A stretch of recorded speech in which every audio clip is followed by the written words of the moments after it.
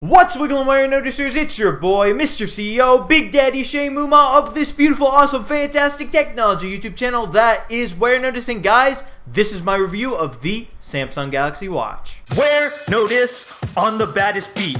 Met a lot of people, but still don't know defeat.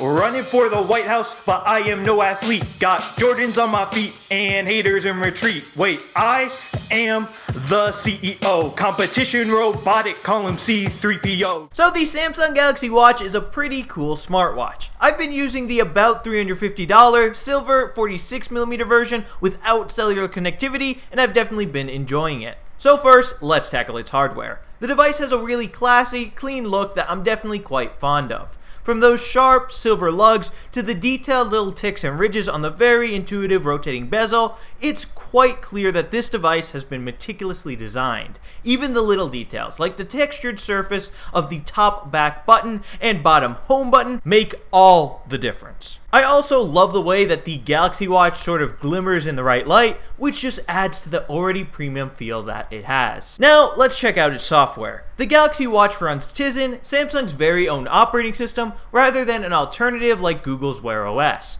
This means Samsung can make the hardware and software melt together with a very fluid performance, which is exactly what the company does. That rotating bezel used for scrolling and scrubbing through Tizen's user interface, a really smart idea for smartwatch navigation in my opinion, is very heavily integrated into the Galaxy Watch's software. Things from the numbers when entering a pin to the apps in the app drawer are beautifully arranged in a circular fashion that really complements not only the rotating bezel, but also the watch's circular touchscreen. Really, from the second the watch's screen lights up with a flick of the wrist, you can already start taking advantage of that bezel spinning by navigating to the left to scrub through each of your notifications in full screen, or to the right of the watch face to look through the watch's widgets for things like weather, recent apps, and fitness. Now, speaking of fitness, the Galaxy Watch really seems like a great companion for just that. Of course, it's got a heart rate sensor on the back, but one really cool standout fitness function that it has is the ability to automatically detect certain workouts as you do them,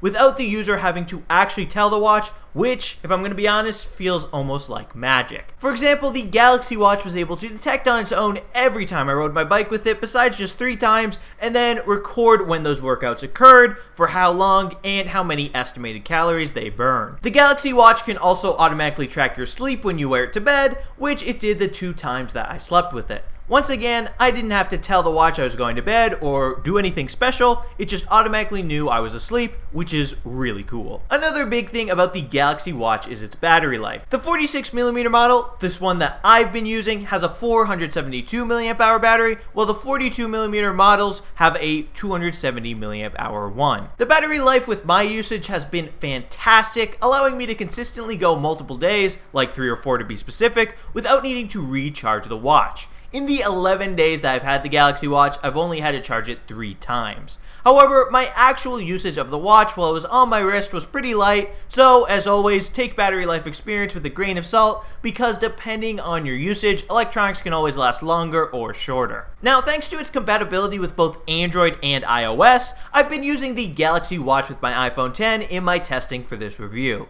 And to my delight, unlike on Wear OS, the Galaxy Watch can actually make phone calls when paired with an iPhone. However, just like Wear OS watches, it can't send text when it's connected to an iOS device, which is still a bummer, as that seems to sadly still be reserved for Apple Watches. As Bixby says when I ask her to send a text, "This feature is not supported on iOS." Now, speaking of Bixby, which is Samsung's virtual personal assistant like Siri, Google Assistant, Alexa, or Cortana, one thing I'd like to note about her is that her voice really needs some working on. I mean, come on, doesn't she sound like a robot that hates her job? I'm just saying, Samsung, just saying. And yeah, my only other complaint about the Galaxy Watch is that there is a serious lack of Tizen smartwatch apps for it. This is really greatly exemplified by the fact that in Samsung's Editor's Choice apps for it is an unofficial Google Maps app that is, well, to put it bluntly, not by Google, and that's not something I'd ever feel comfortable using. The App Store for this bad boy really needs some work. But, all in all though, I'll say that I still think that the Galaxy Watch is a good smartwatch. Thanks to its great looks, its rotating bezel, its great battery life, and its cool fitness features, I can safely say that I've really liked this smartwatch.